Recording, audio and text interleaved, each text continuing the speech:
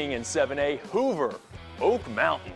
Chris Vaccarella getting the party started early with a 60-yard scramble. Look at him go. That is another John Deere play of the week from Chris Vaccarella of the Hoover Bucks. Again, nothing runs like a deer, but the Eagles, they're not going away. William Roberson, big guy, diving in from a yard out. This one would go down to the wire with Hoover squeaking it out 17-14. And how about this? Josh Niblets, 100th win at Hoover High School.